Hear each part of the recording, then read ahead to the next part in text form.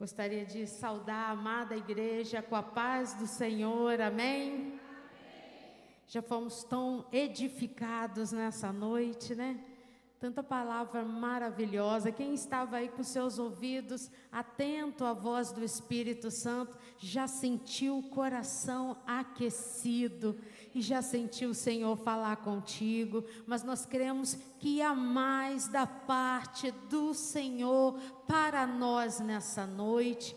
E eu quero chegar diante desse púlpito nessa noite com muito temor, com muito tremor diante do nosso Deus, porque nós sabemos que a palavra primeiro é para a nossa vida, né? A palavra primeiro corta aqui no pregador para então alcançar a igreja. E que o Espírito Santo tenha liberdade no nosso meio e que Ele possa falar de forma profunda aos nossos corações nessa noite. Amém? E eu queria te convidar aí a abrir a sua Bíblia na segunda carta do apóstolo Paulo aos Coríntios.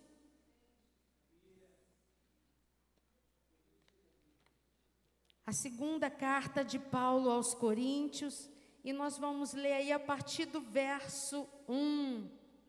Essa passagem maravilhosa e tremenda, né? Que o apóstolo relata uma experiência profunda que ele teve com Deus. E diz assim, a palavra do Senhor, na primeira carta de Paulo aos Coríntios, o capítulo 12, verso 1. Segunda carta, tá? Amém. Segunda carta aos Coríntios, o capítulo é o 12 e o verso 1 diz assim: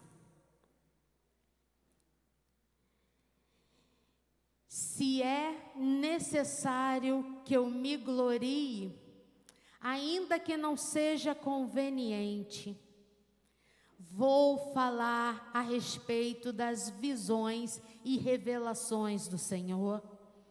Conheço um homem em Cristo que há 14 anos foi arrebatado até o terceiro céu. Se isso foi no corpo ou fora do corpo, não sei, Deus o sabe.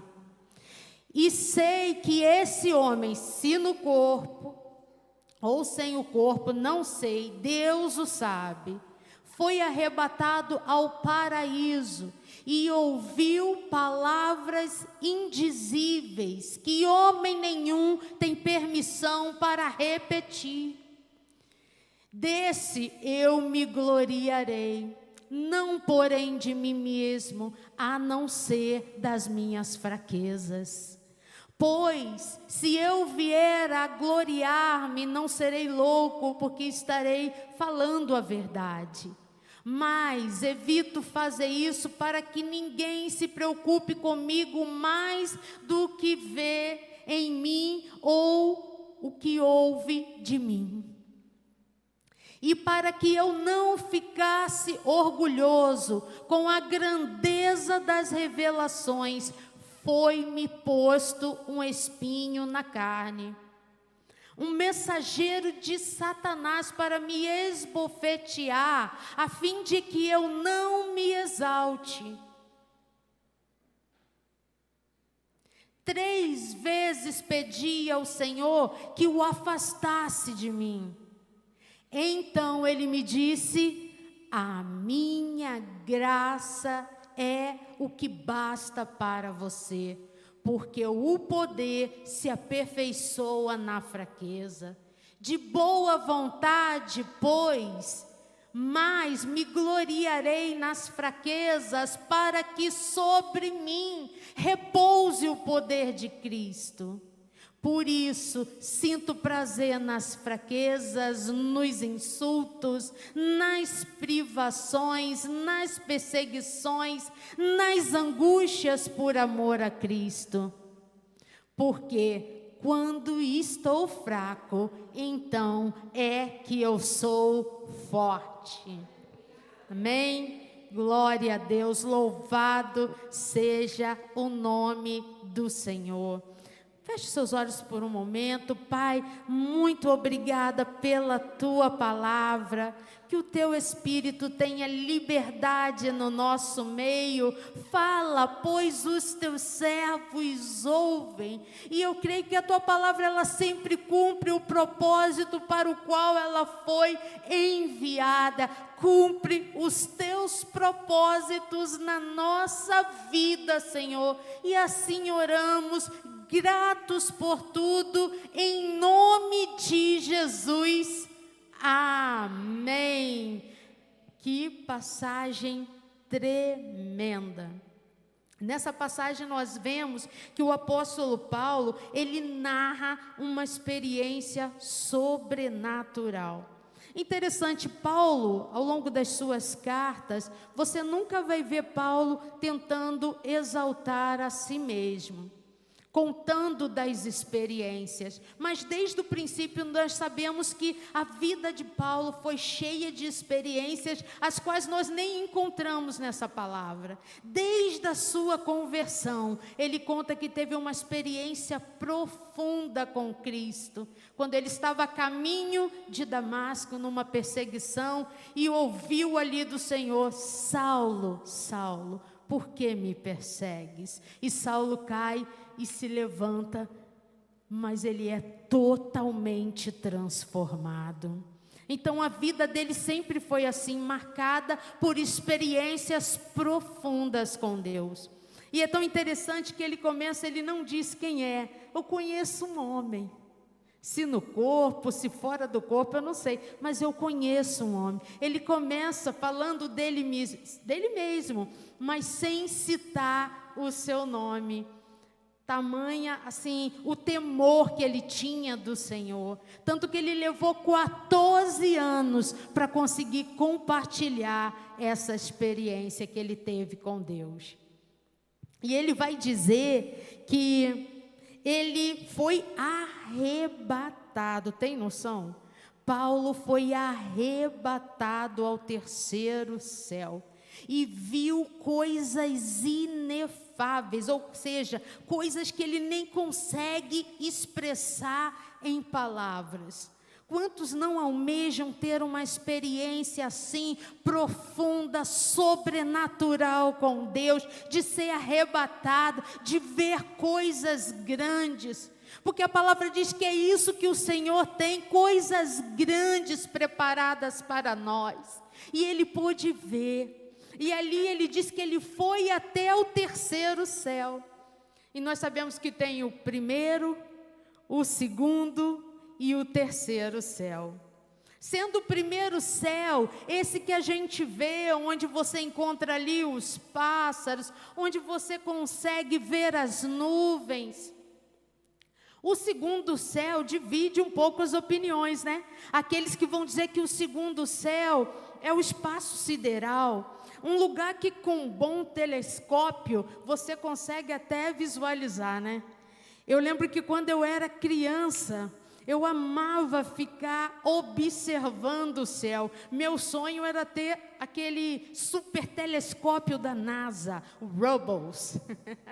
Meu sonho era ter o Robles e ficar lá de casa só observando a maravilha, a grandeza de Deus. Porque para mim observar o universo, os planetas, as estrelas, aquilo tudo, observar aquilo para mim é contemplar a grandiosidade do Deus que tudo fez, que tudo criou, que criou todo o universo pela palavra. Tudo foi criado por Ele, tudo foi feito por Ele. E Ele também nos criou para o louvor e para a glória do Seu nome. Então eu amava contemplar o céu. Eu até escrevia poesias para o céu. Eu lembro de eu ter escrito uma poesia falando sobre todas as maravilhas de Deus que a gente via no céu. Pena que eu perdi essa poesia. Eu só lembro dos versos finais, onde eu dizia assim: no céu é que eu me encontro, melhor ainda, encontro Deus. Pena que eu perdi essa poesia, não sei onde foi parar, mas eu sempre gostei de contemplar o céu. Mas há aqueles que vão dizer que o segundo céu não é apenas o espaço sideral, mas o segundo céu é o céu descrito em Efésios 6:12, onde é travada uma batalha espiritual. Onde ali há uma guerra entre os anjos de Deus com aqueles anjos caídos, e eles guerreiam, e uma batalha é travada pela minha vida, uma batalha é travada na tua vida nas regiões celestiais. E por isso a importância do jejum, e por isso a importância da oração, e por isso a importância da nossa consagração a Deus. Daniel, quantos aqui já não ouviram falar dos 21 dias de jejum que Daniel fez consagrando a sua vida ao Senhor? Ali mostra um pouco da batalha que acontece nas regiões celestiais.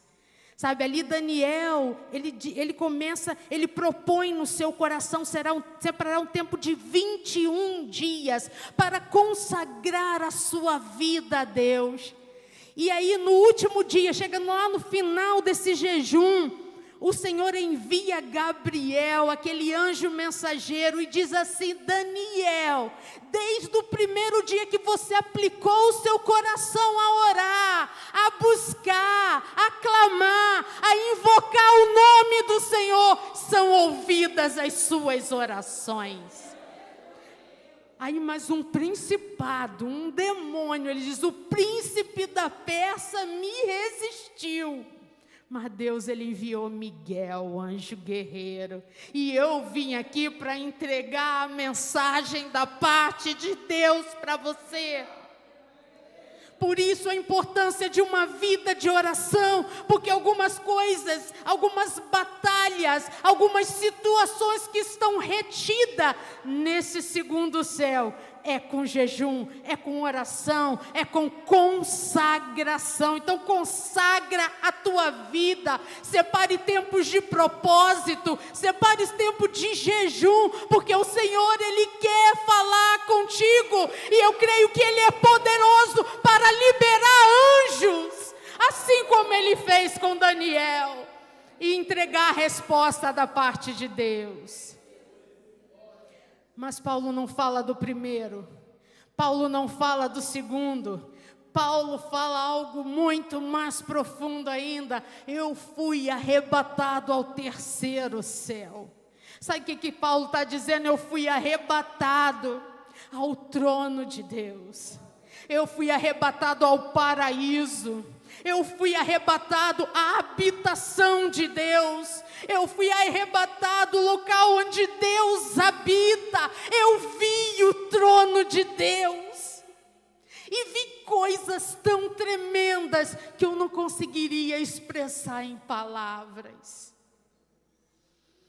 Mas ele vai dizer, só que a quem muito é dado, a palavra vai dizer, muito é cobrado.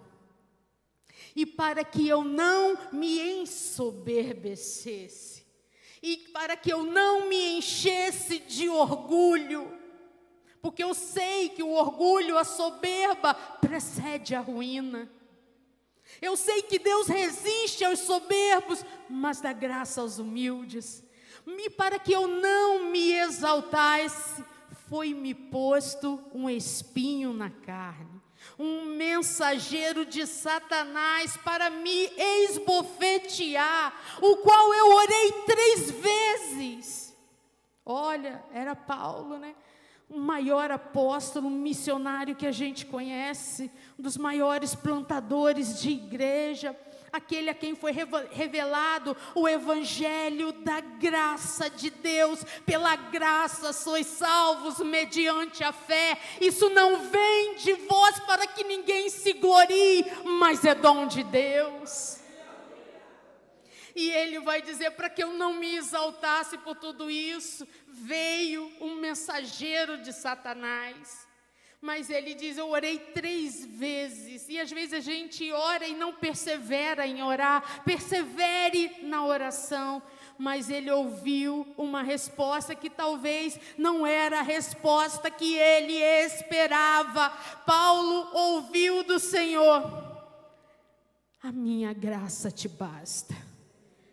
O meu poder se aperfeiçoa na sua fraqueza. E a gente sabe que há 3 formas de Deus responder uma oração.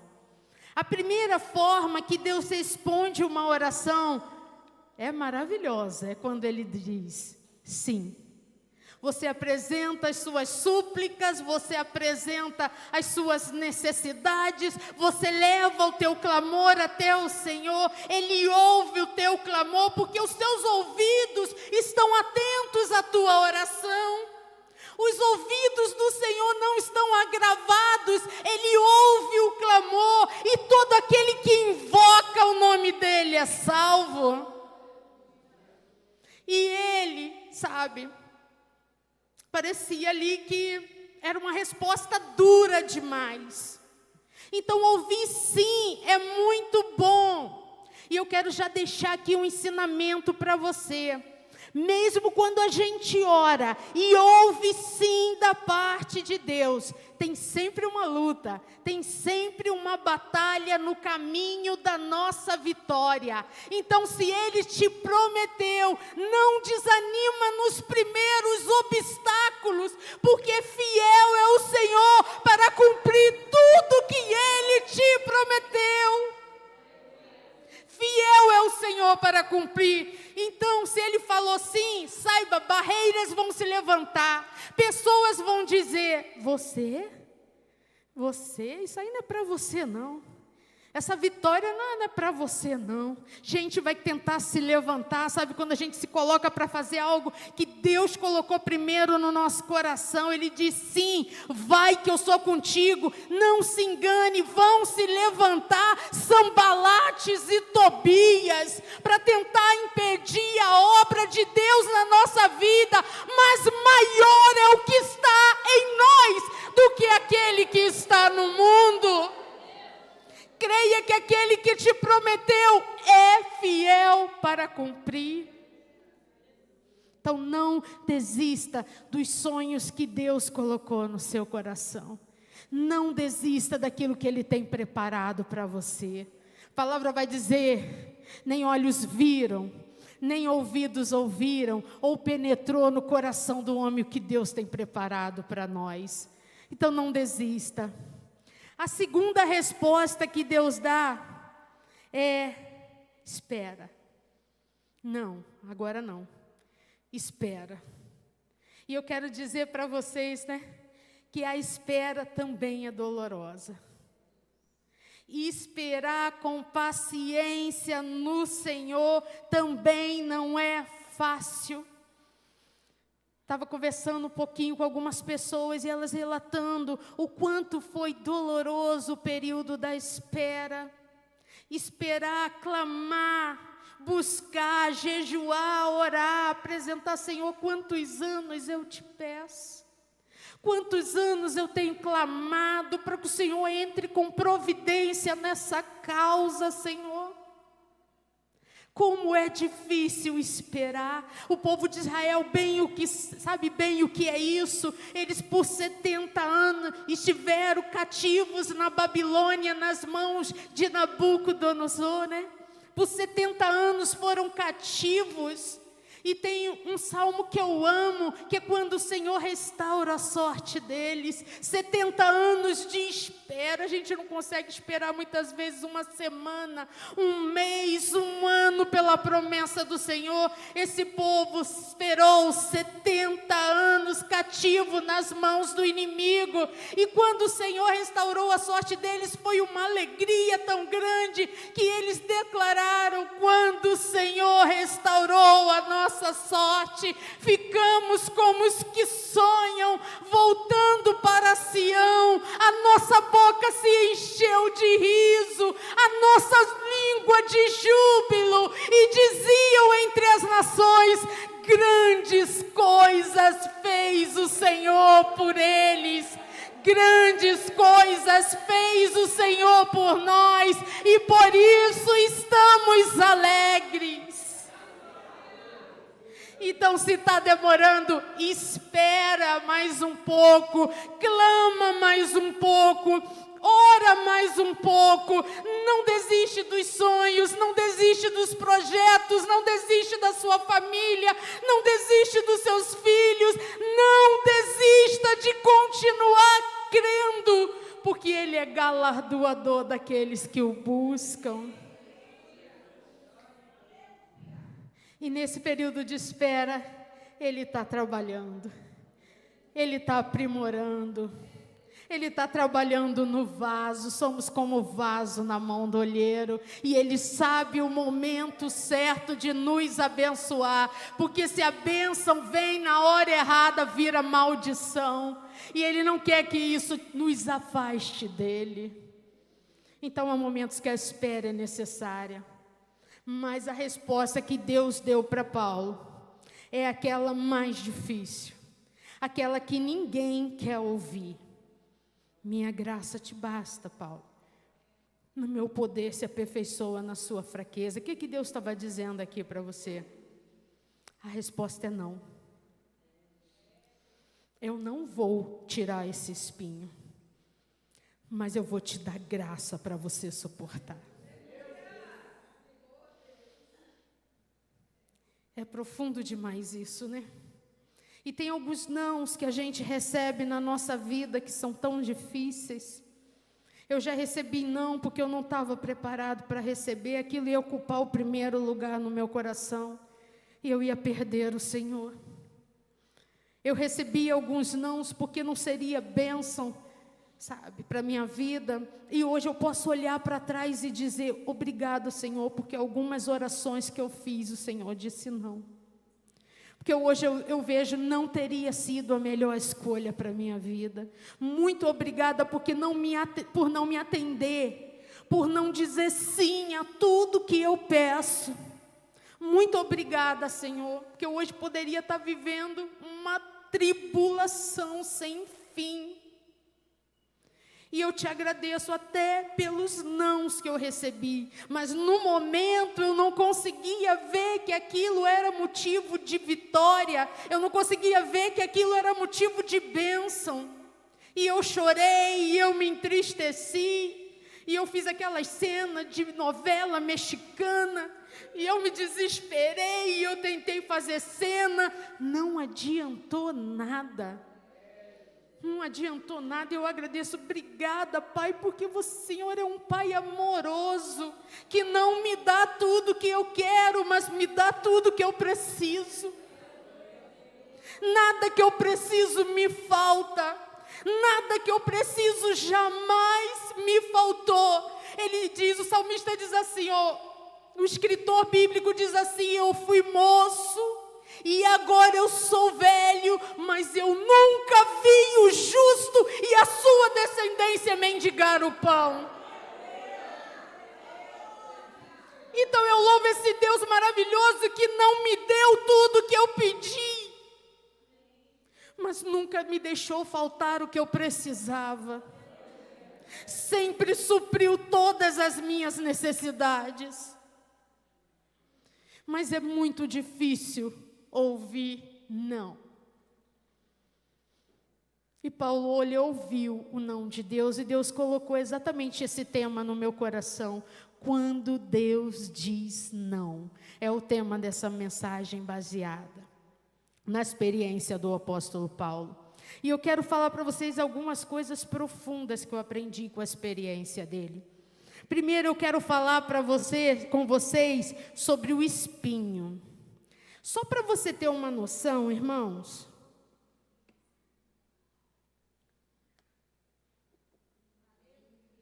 Vai glorificando aí, igual o pastor Fabiano ensina. Quando a gente bebe água, vocês glorificam.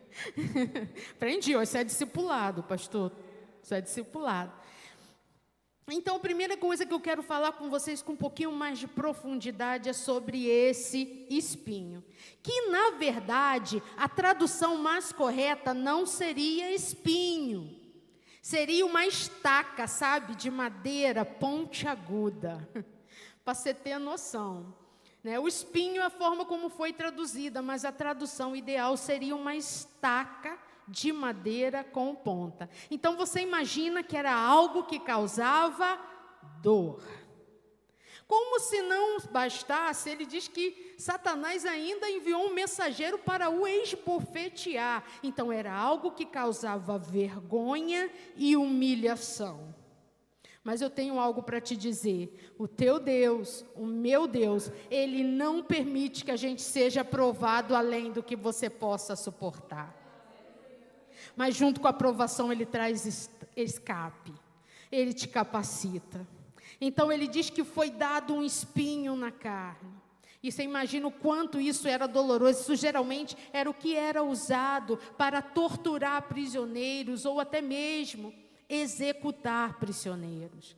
Mas só que talvez você está olhando, meu Deus, o que é isso? Deus fazia isso, todo dia vinha lá um anjo de Satanás e ficava fincando aquela estaca de madeira em pau. Calma, irmãos, calma, não saia correndo agora, não se desespere. Isso é uma figura de linguagem.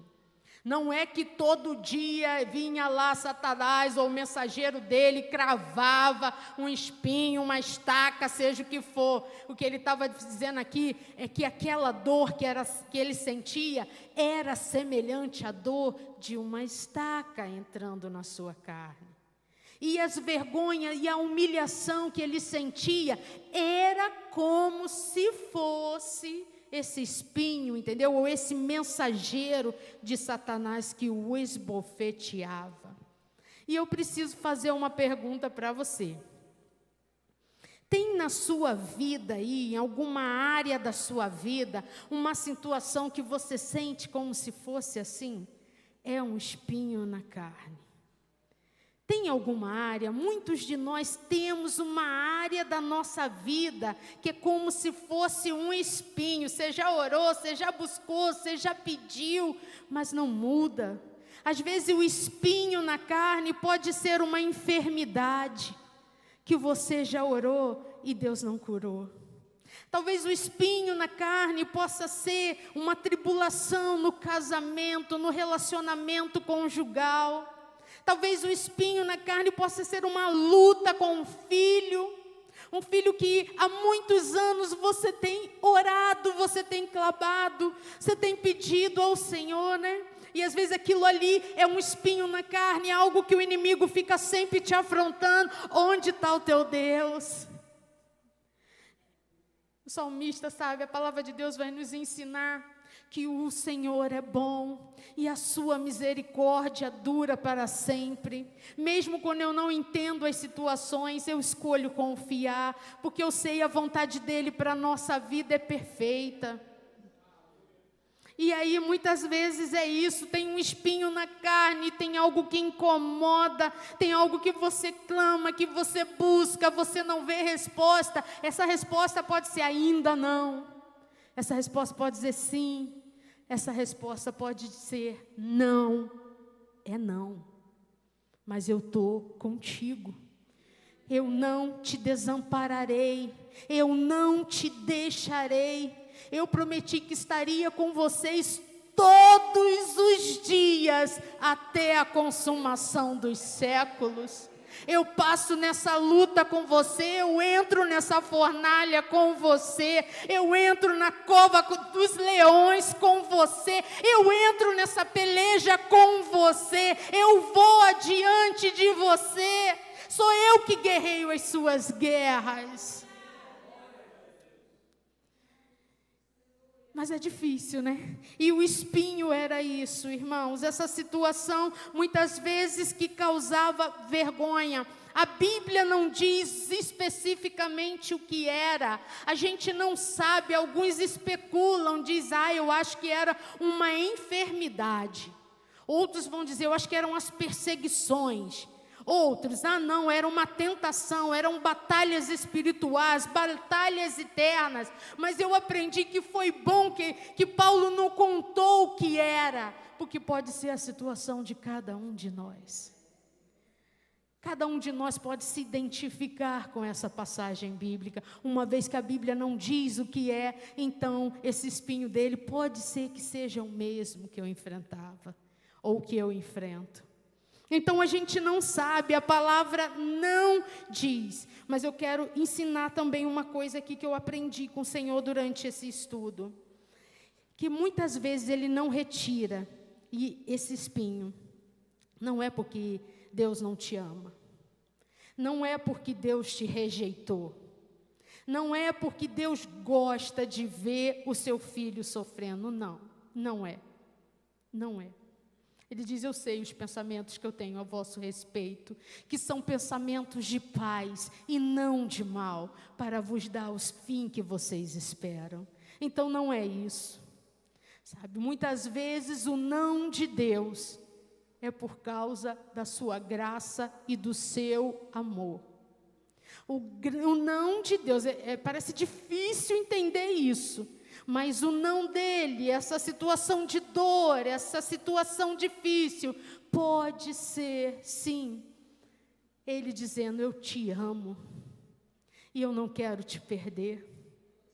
Eu paguei um alto preço pela sua vida, e eu não vou te perder. Pode ser que ele está dizendo isso. E é interessante que a Bíblia, ela não diz o que era, mas diz por que esse espinho não era de Satanás, tá? Esse espinho era de Deus. E a Bíblia diz por que permitiu esse espinho, para que você não se ensoberbeça por causa das revelações, das visões, das experiências que eu tenho te dado. E ele diz, eu preciso saber, eu preciso perguntar ao Senhor, Senhor, por que essa luta que eu estou passando? Porque quando a resposta dele vem, traz uma paz, uma esperança, traz força para continuar, mesmo em meio às lutas, mesmo em meio a dores. Quando ele fala, tudo muda. Quando ele fala, eu digo amém, Senhor, então vou caminhar mais um pouco. E aí Paulo vai dizer, então se vem do Senhor, eu vou me gloriar nas minhas fraquezas, para que o teu poder se aperfeiçoe em mim. Se vem de ti, eu aceito. Se esse espinho é o Senhor me tratando, me podando, me restaurando, me fazendo um vaso novo, então eu aceito o teu agir, eu aceito o teu trabalhar, eu aceito a tua obra na minha vida. E tem coisa que não vai mudar, mas nós vamos receber graça para suportar. E o espinho é essa situação. E aí ele toca num ponto chave, porque Deus permitiu o espinho, por causa do orgulho. Não é isso? E no segundo ponto, eu quero falar exatamente sobre isso. Quantos aqui conhecem Lúcifer? Vou falar melhor então. Ele é conhecido por muitos como Satanás. Alguém já ouviu falar? Sim, né? Sabe quem era Lúcifer ou Satanás? Meu Deus, já até falaram aí, um querubim ungido. Pensa, como diz o carioca, pensa num maluco bonito. Pensa num cara, meu Deus, Lúcifer, um anjo, querubim ungido de Deus, perfeito. perfeito, lindo. Sabe, alguns vão dizer até que ele era líder do ministério de louvor. Ai, meu Deus do céu! É forte, está repreendido, Maísa, aleluia. Que ele conduzia a orquestra, o coral, a ministração no céu. Há quem diga que ele era esse top dos tops. Mas um dia ele se exaltou. O coração dele se encheu de orgulho, de soberba, e ele começou a querer ser como Deus, e se assentar no trono de Deus, e receber a mesma adoração de Deus. E pasmem, ele ainda provocou uma rebelião no céu, e convenceu 1/3 dos anjos para se juntarem com ele. Misericórdia. Tem gente que nessa hora diz, glória a Deus. Não, misericórdia. E aí a palavra vai dizer que eles todos foram expulsos do céu. Satanás com os seus anjos foram expulsos do céu. E qual era a origem disso? O orgulho do coração dele. E não se engane, nós temos muitos dessa natureza pecaminosa. O orgulho muitas vezes está presente e a gente nem percebe. Tem gente que diz, eu sou muito simples, sou alguém de costumes simples, minha casa é simples, minhas roupas são simples, meu carro é simples, eu sou uma simplicidade em pessoa. E ele acha que eu não tenho problema com essa área, o orgulho não me atinge, o que vem de baixo não me atinge. Lê do engano. Eu vou falar aqui para você só uma pequena lista, tá? Porque ela é bem ampla. Se liga agora, acorda agora, sacode o teu irmão e fala, ouve aí. Sacode ele aí, não deixa ele dormir não. Eu vou falar para vocês algumas atitudes nossas que são frutos de orgulho e você nem imaginava. Tá sentado? Segura aí. Segura firme na cadeira aí. Vamos lá, atitudes nossas que são fruto de orgulho. Autossuficiência. Preciso de ninguém. Ingratidão. Crítica. Meu Deus. Inveja é fruto de orgulho. Sentimento de superioridade é fruto de orgulho. Rebeldia. Não se submete, não é submisso a Deus ou a uma autoridade constituída por Deus. Fruto de orgulho. Egoísmo, fruto de orgulho. Impaciência, não tenho paciência com ninguém. Fruto de orgulho. Tratar mal os outros. Fruto de orgulho. Dificuldade de ouvir e de admitir erros. Fruto de orgulho. Tá dizendo ai aí, né? Ai, vai dizendo ai. Se você não consegue ouvir, se você não admite, eu estou errado, é fruto de orgulho. Aguenta mais um pouquinho? Aguenta. Dificuldade de pedir ajuda. Dificuldade de pedir perdão. Dificuldade de perdoar. Fruto de orgulho. Aguenta mais uma?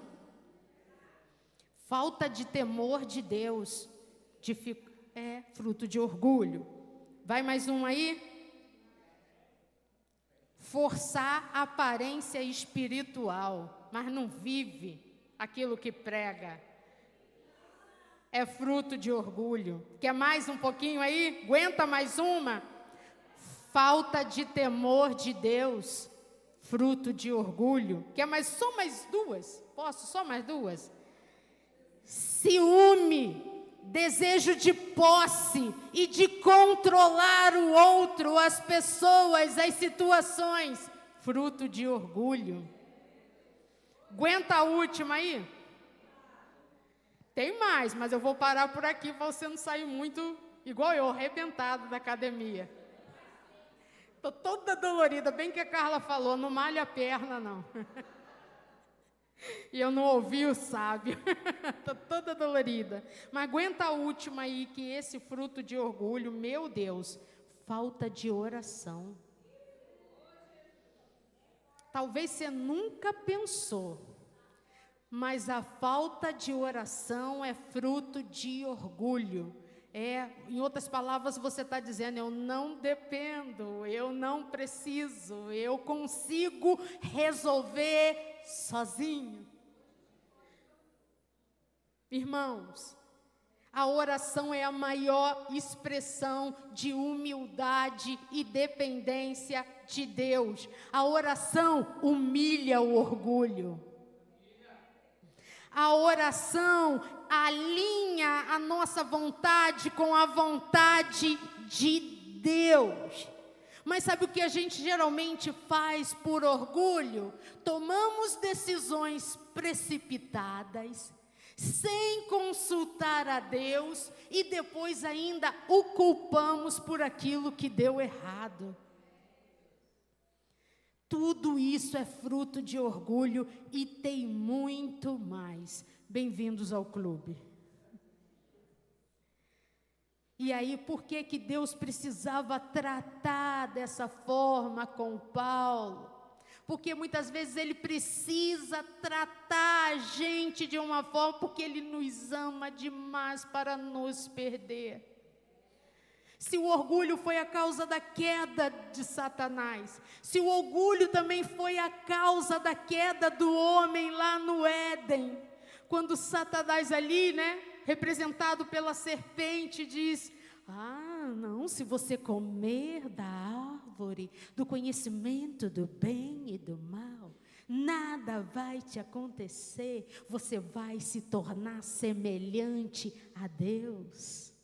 Como que ele convenceu ali o primeiro casal?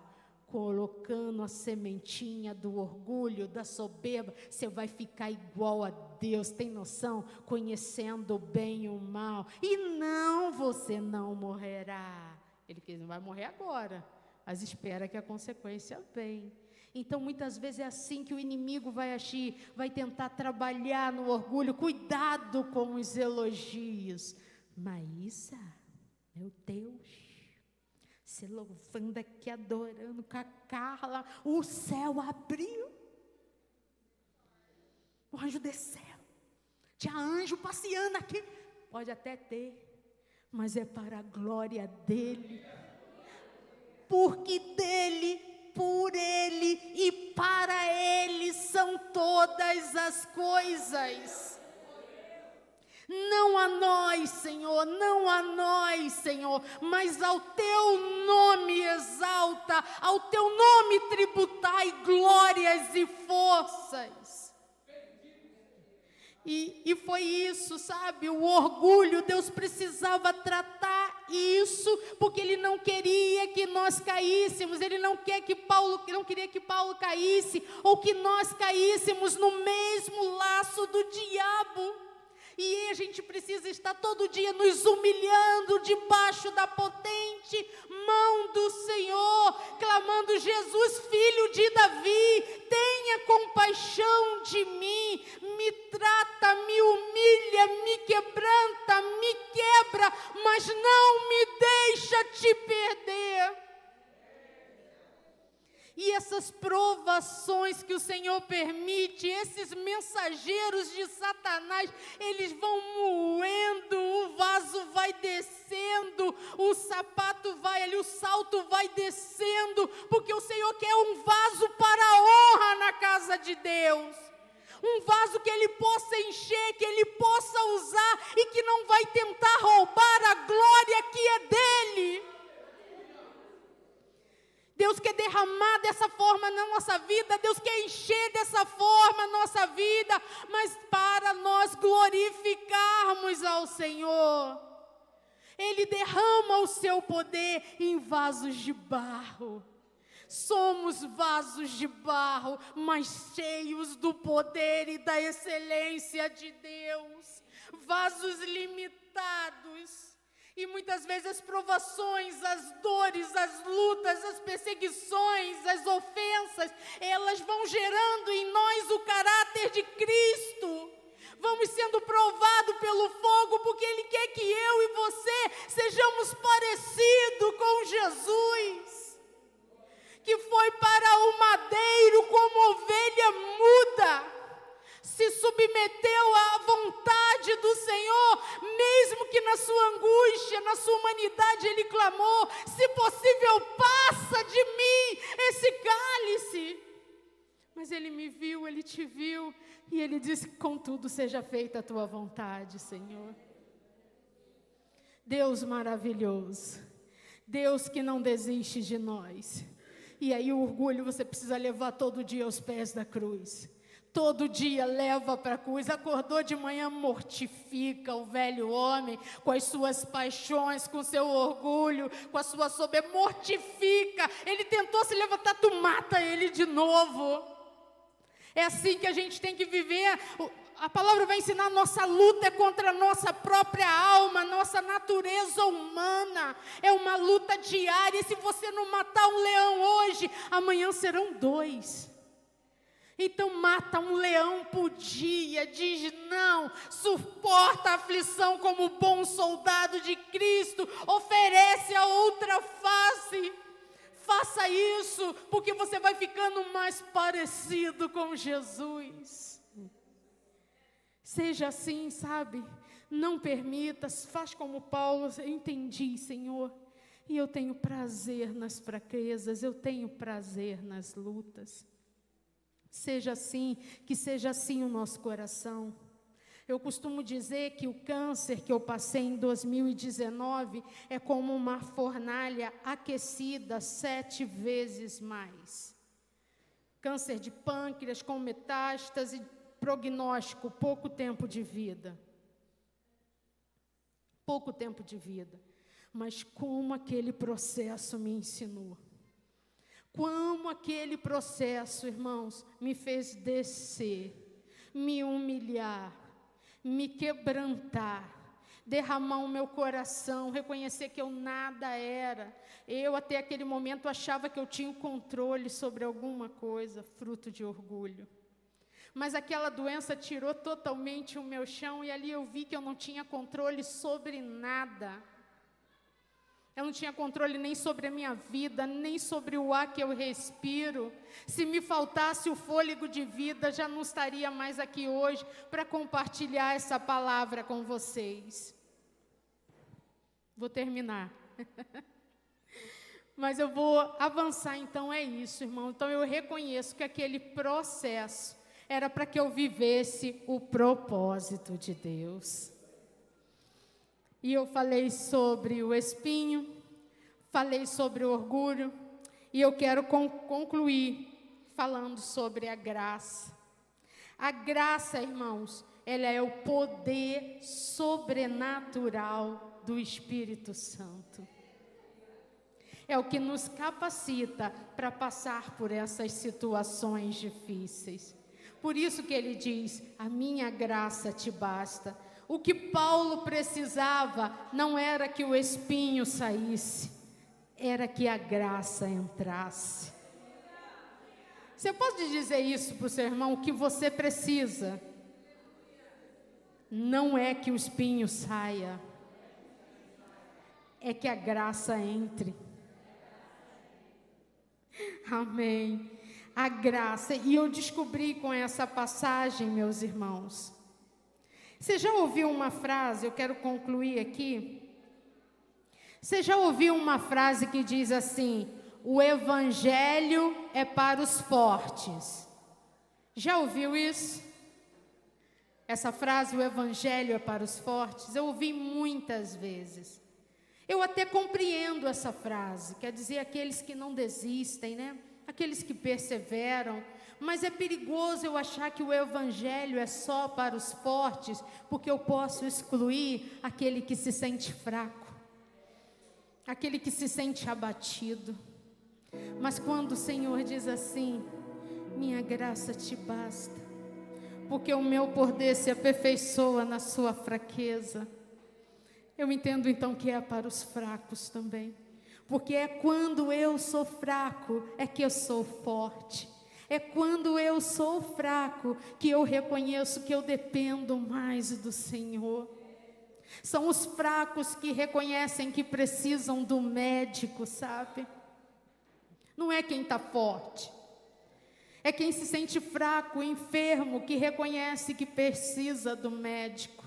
É quem se sente perdido, que reconhece que precisa do Salvador. Então é isso, a graça, esse poder sobrenatural, é algo gratuito, é como se o Senhor diz, você não merece, mas eu vou te dar. E é tão bom ter sido alcançado por essa maravilhosa graça. Estávamos perdidos nos nossos delitos e nos nossos pecados, mas onde abundou o nosso pecado, superabundou a graça de Deus. A graça é suficiente para nos salvar, a graça é suficiente, a graça é tudo que a gente precisa. Eu preciso da tua graça, Senhor.